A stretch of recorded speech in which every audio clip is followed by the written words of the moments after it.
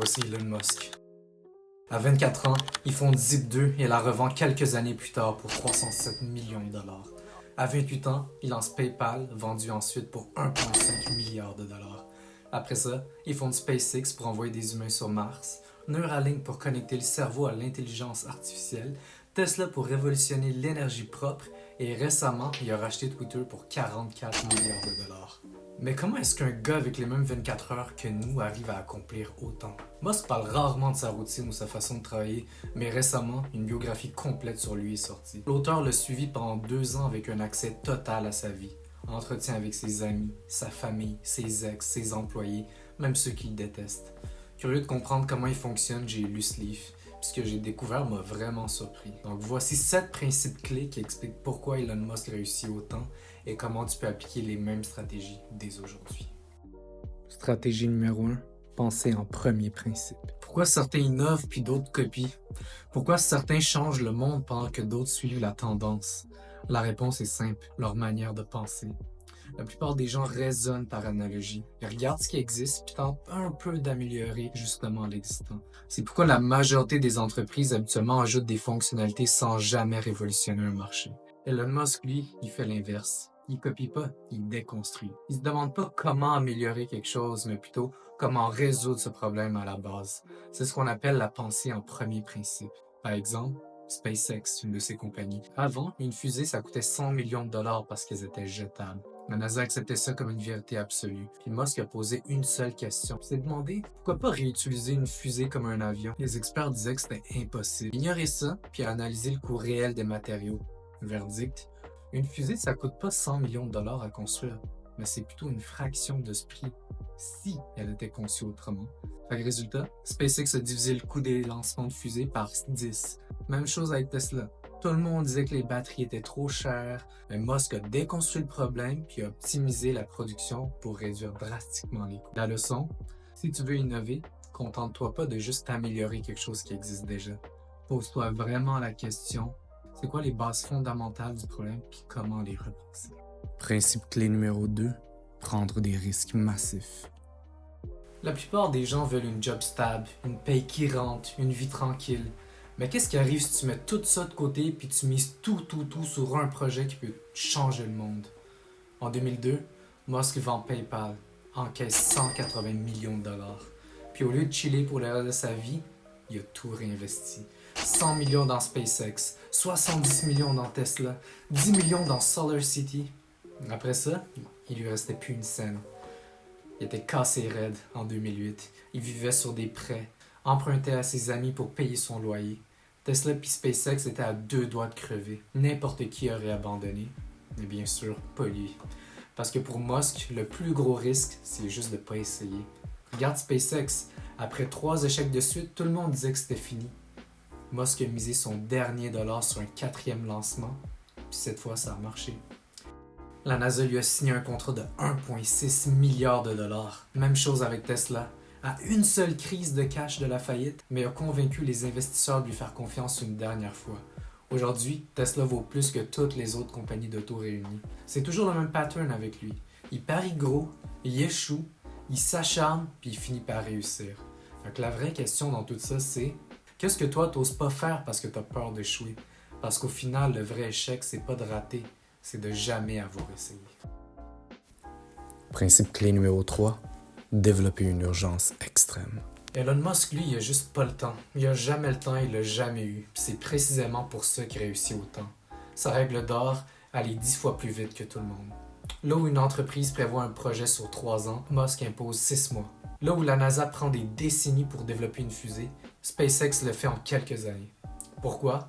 Parce que si tu vas pas assez vite, t'es mort. C'est ce qu'il appelle l'urgence extrême. Pas juste travailler plus, travailler à une vitesse hallucinante. Par exemple, quand Tesla devait livrer un nombre record de chars, Musk n'a pas juste donné des ordres. Il a dormi dans l'usine pendant des semaines, travaillant des jours et des nuits avec ses équipes. En 2018, Tesla était en crise. Tout le monde disait que c'était fini. Musk a déménagé son bureau sur la chaîne de production, littéralement, réglant lui-même les bugs en pleine nuit.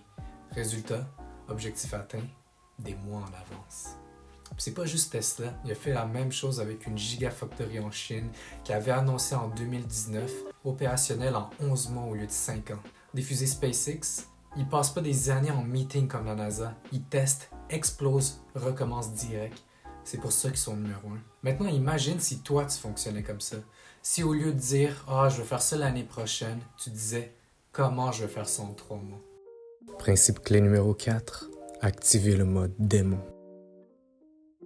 Tout le monde connaît Musk pour son ambition, son intelligence, son obsession du travail, mais il y a un côté de lui dont on parle un petit peu moins, puis qui fait vraiment peur à ses employés. Je vous le dis, c'est littéralement écrit dans l'autobiographie, c'est assez fou.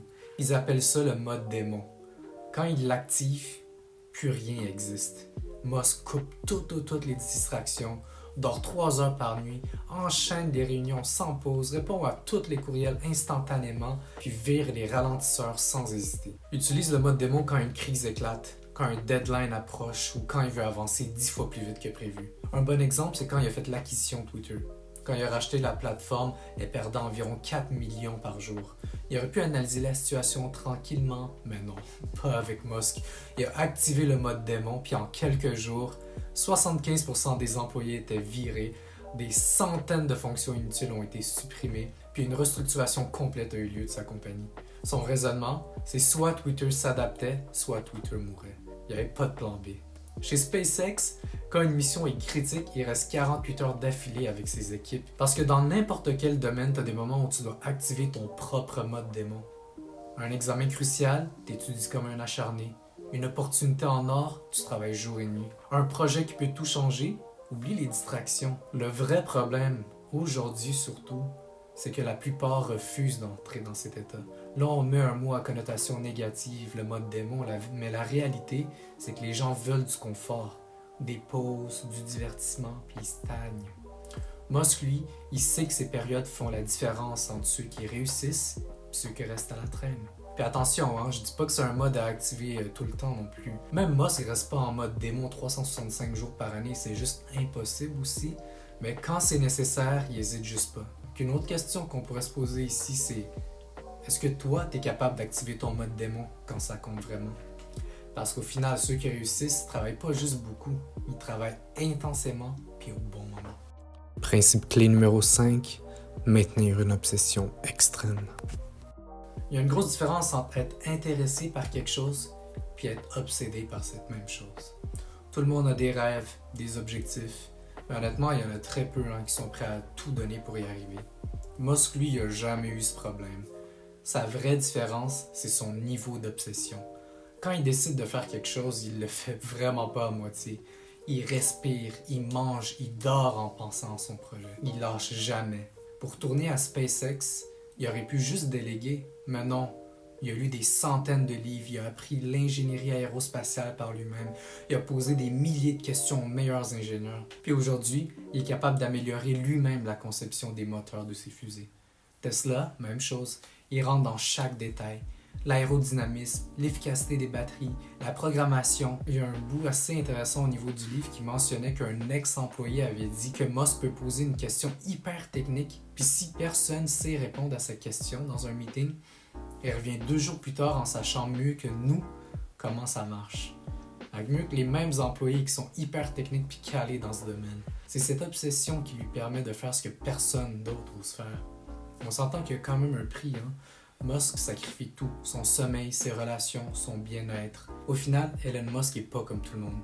Il suit pas les règles, il les réécrit.